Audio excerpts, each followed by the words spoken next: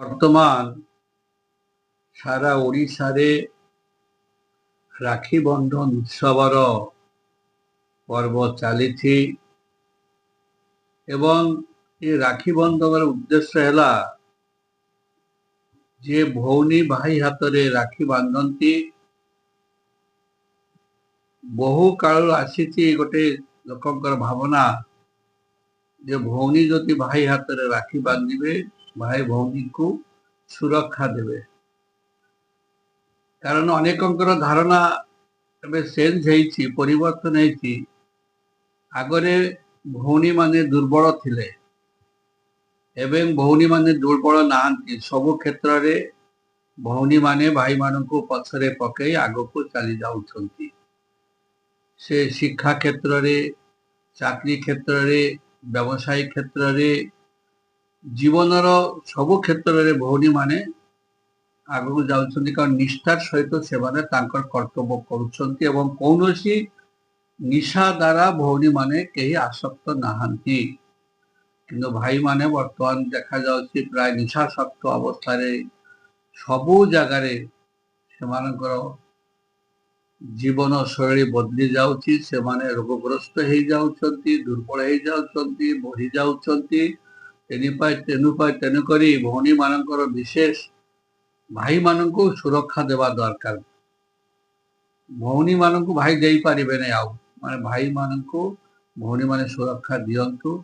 ପ୍ରଜାପିତା ବ୍ରହ୍ମକୁମାରୀ ଈଶ୍ୱରୀୟ ବିଶ୍ୱବିଦ୍ୟାଳୟରେ ଆମେ ସବୁ ଝିଅକୁ ଆମେ ନିଜର ଭଉଣୀ ବୋଲି ଭାବୁ, ଭାଇ ବୋଲି ଭାବୁ ଏବଂ ସବୁ ଜାଗାରେ ମଧ୍ୟ ଭାଇ ଭଉଣୀ ଠାରୁ ପବିତ୍ର ସମ୍ପର୍କ ଆଉ କିଛି ନାହିଁ।